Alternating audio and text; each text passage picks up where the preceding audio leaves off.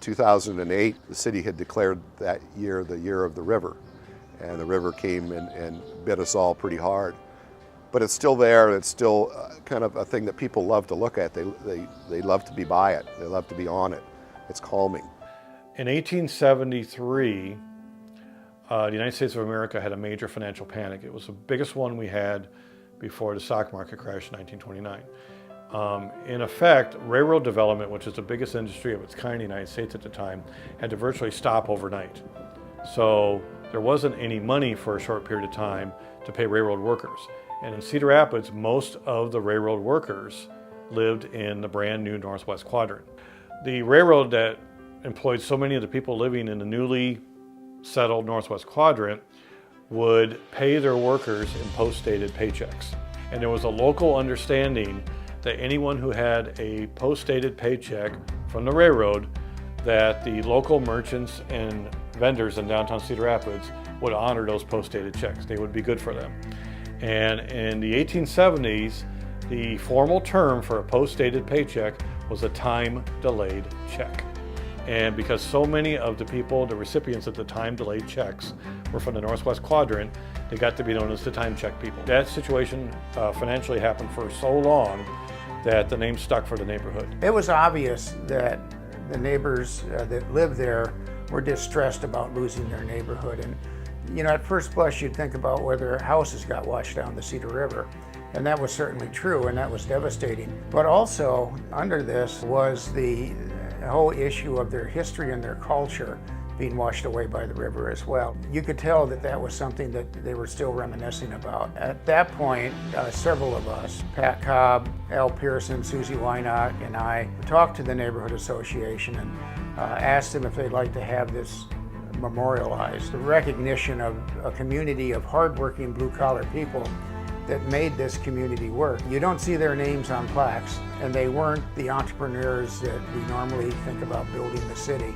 But it was their blood and sweat equity that were on the floors of those factories. They were an important and integral part of the development of Cedar Rapids.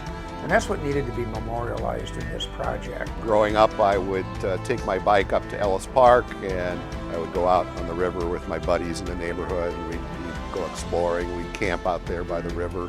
The boulevard was my patrol area on my bike, and we just ran around here. It was a real neighborhood. My family had had this business for 80 years, started by my grandparents. So the sense of loss to me was very troubling, very disturbing, and I think the homeowners probably even more so because it had been in their family for so long. The 1880s was a turning point for the new time check neighborhood. Not only did the neighborhood finally get a permanent school building, jobs kind of trickled in, and then we kind of had a sense of neighborhood popping in with the grocery stores, the meat markets, a couple of bakeries, a little bit of social development along with the school, which included a couple of churches, and a very diverse ethnic mix as well. So we have Bohemian, we have Irish, we have Russian Jewish in the 1880s.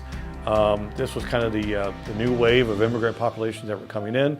A small smattering of Italians, a couple Greek families in there. In the 1890s, we started to see a really interesting infusion into the time check neighborhood of a Muslim population coming in there. This is the great era of the building of the mom and pop neighborhood grocery store. There were so many people populating the time check neighborhood that literally overnight there was a need for as many as 20 neighborhood mom and pop grocery stores within a 10 to 12 block area. The heart of the time check neighborhood initially in the late 19th century was 6th Street Northwest.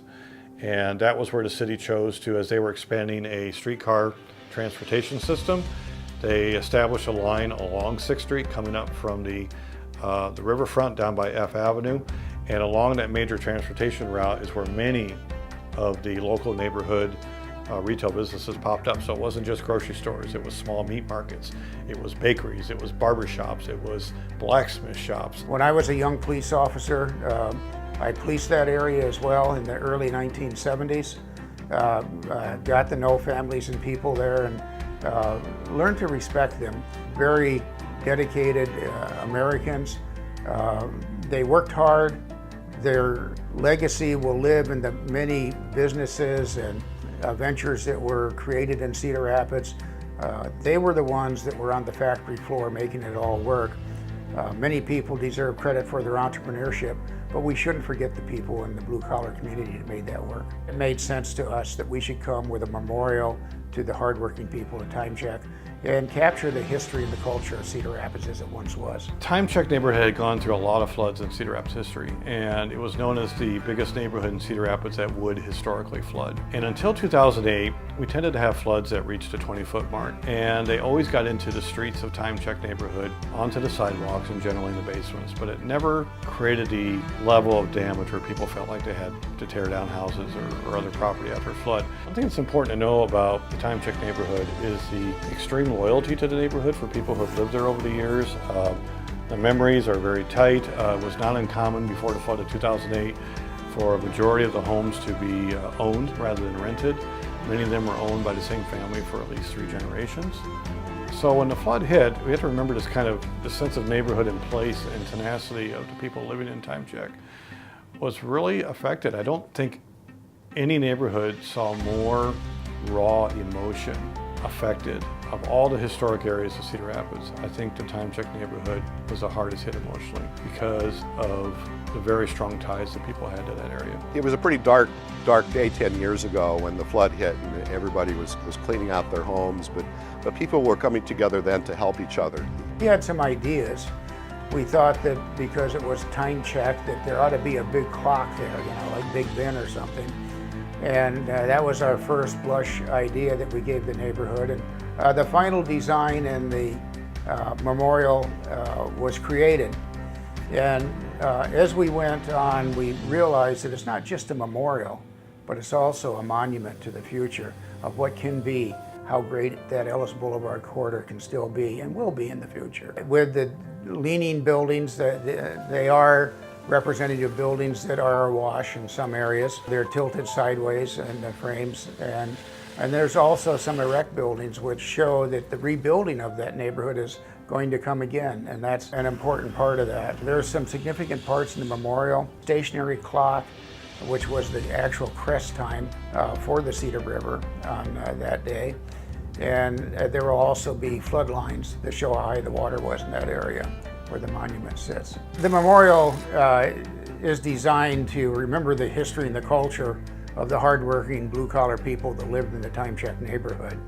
And in the future, it's also recognition of how that neighborhood is going to grow and develop and become a thriving part of our community. When thinking about Cedar Rapids, I see a community that's hopeful, resilient, and committed to providing a place for future generations. This area, the West Side, most specifically those residents impacted by the flood of 2008, have made a bold move to look forward with hope. They're reimagining their neighborhood as our community's gateway to the river. We are Cedar Rapids, and together we can continue to move our community forward. We knew we wanted to preserve these significant areas because they are the identity of Cedar Rapids. And the people that made up neighborhoods like Time Check and still make up neighborhoods like Time Check are the core of what's great about Cedar Rapids. And with the West Side Rising Monument, I'm just thrilled of its positioning at O Avenue and 6th Street Northwest, because you can see it from the current heart and soul of the neighborhood, Ellis Boulevard. It's at that north end of what was the main road, 6th Street Northwest, that historically created and built and gave the spirit and heart and soul of the Time Check neighborhood. It just says so much about the tenacity and the people who never gave up on the Time Check neighborhood. I believe the neighborhood will come back stronger and better than ever. I believe the people who have ties to the neighborhood will drive the forces that rebuild the neighborhood. Cedar Rapids has not ever been a city in its history that's been told it can't do something. It celebrates the resiliency of the people in the neighborhood. Those that were able to rebuild, celebrates them. Those that moved on to other areas, it celebrates them. Just memorializes this hardworking neighborhood that really fueled the growth of industry in Cedar Rapids. I think this will be a catalyst to people to see, hey, things are happening on the West Side.